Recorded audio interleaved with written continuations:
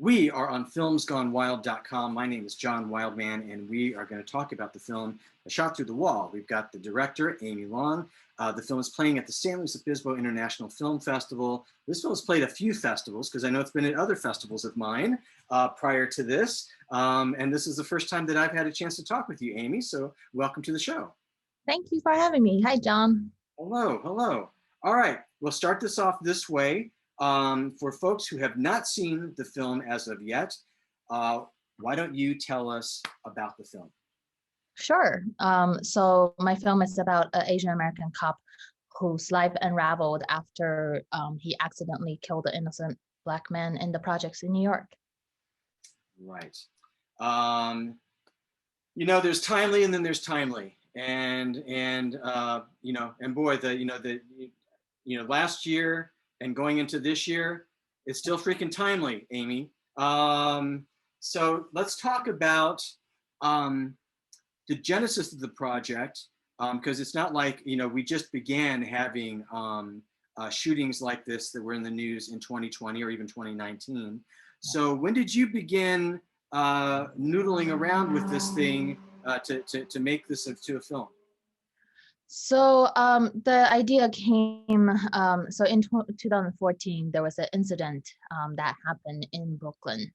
And there was an Asian American cop whose bullet ricocheted into an innocent bystander, a Black man, in the pink housing.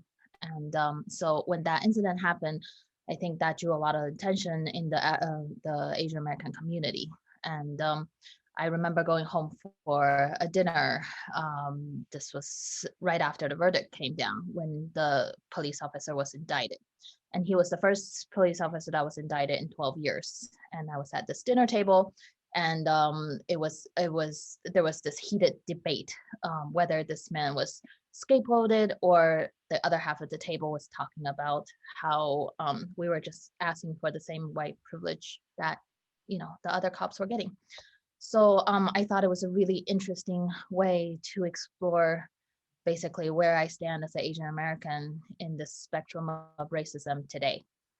Right, right. Well, here and which I think, you know, it is a highly charged film. Obviously, I mean, I mean, obviously, just reading the log line in here, and you even describe, you know, in a couple sentences, you can go, "Holy crap, that's what we're in for."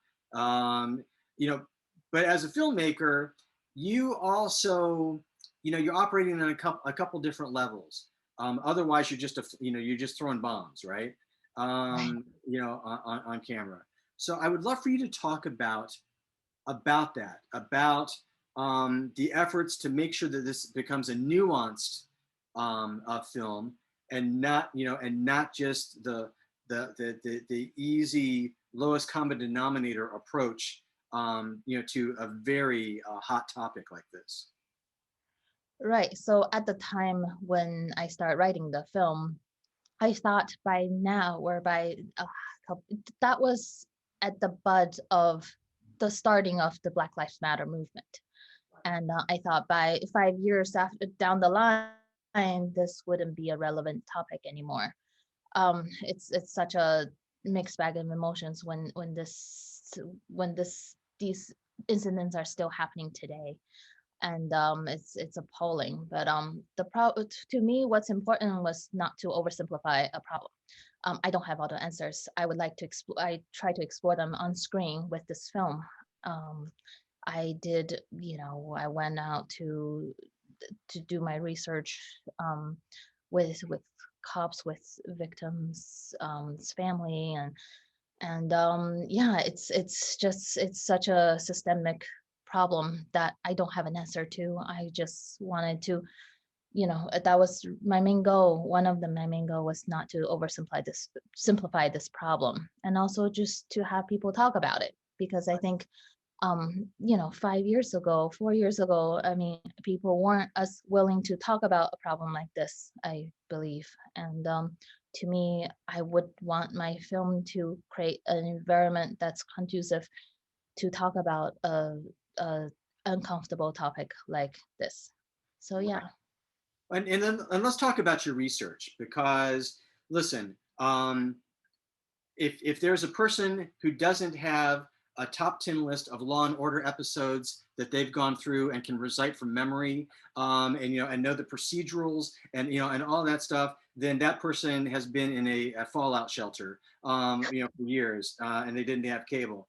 And in here, you're dealing with things like police unions, and you're dealing with with how a department handles a suspension and versus possible indictments coming in and things like this and what have you. And and we know the TV versions of this.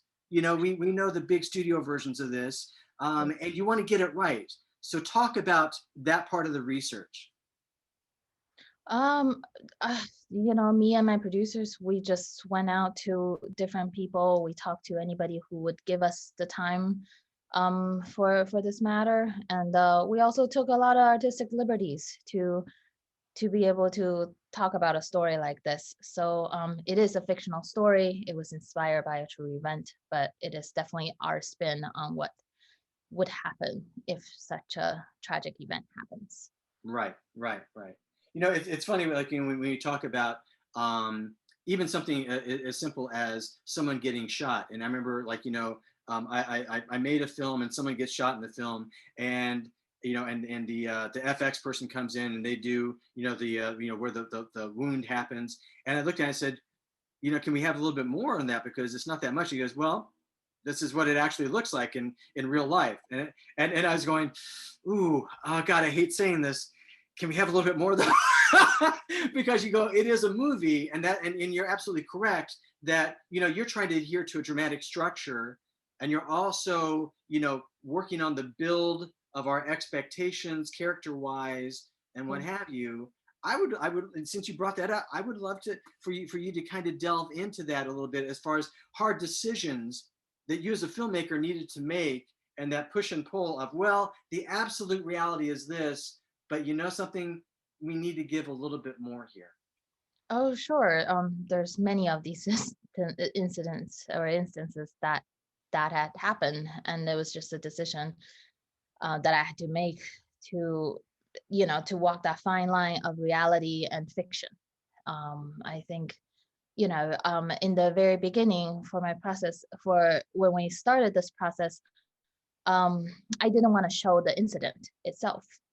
That was our pickup, because we realized, to me, it was really important not to re-traumatize people. I Right. thought that was really important, but then I realized the story would not be as clear or visceral as it is if I didn't show the incident itself. And yeah, because I mean, 4 or 5 years ago, when you hear about police shooting, usually the camera turns on after the incident happened. Right. Right. And then it is only recently, I think, you can see the entire incident being played out, which is good and bad in many different levels. It's terrible that people are getting immune to this, but also for the victim's family and relatives, I think it's horrible to just have that over on the internet or on news and playing over and over again. I think that's absolutely horrendous. But Right. yeah. Yeah. And the other element that I want to talk about is showing and of course, there's nothing, there's no one size fits all, but this particular Asian American family, and the dynamic between the mother and the son in particular, but the parents, and sister. And I'd love for you to talk about the nuance you work to create that, because we've all heard about tiger moms and things like this and what have you, and there's some truths to that, to that that characterization, but it always, again, there's nuance. It falls in the middle, and I would love for you to talk about your working to achieve that for this particular film. Well, I think I just wanted to build that world and make sure it's as specific as possible. Um, I'm Asian American, I'm Chinese American. It very much draws from life to me, that family, the family dynamic. It was, with all the family, with the mother, with the food, that's how we show love as Asian Americans. I think you don't see a lot of that on screen. this is, we're never, I mean, at least for my family, we're never explicit in saying I love you, or I'm so proud of you, or something that's complimentary, or that's something just, just outright expressing love with words. And Right. we express love with food, with that kind of, everything happens on a dinner table. And to me, it was just really, really important to find the specificity of Mhm. it. It was really important to me that it is authentic. I think I was very lucky. I got a really amazing cast. They are all Yes. Chinese Americans, and they were able to bring what I wanted to the screen. And I was very grateful for the cast that I have.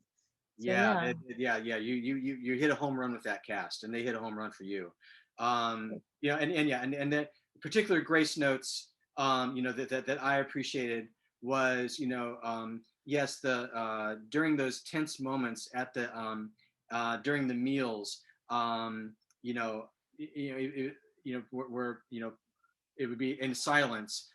Mom would give a little chunk of meat, to someone, or and then in the toughest moments, like the father even does that, and that to me, like, that moment where the father does, just broke my heart, because you go, yes, yes.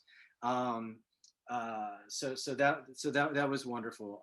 Again, this film, as I mentioned before, has played a few of my film festivals. I love that I finally got a chance to actually spend some time talking about it with you, Thank you for having me. after having that for a while.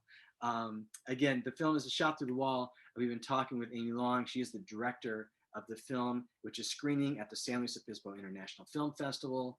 Aimee, thank you for being on the show. Thank you for having me, John. I really appreciate it. Absolutely.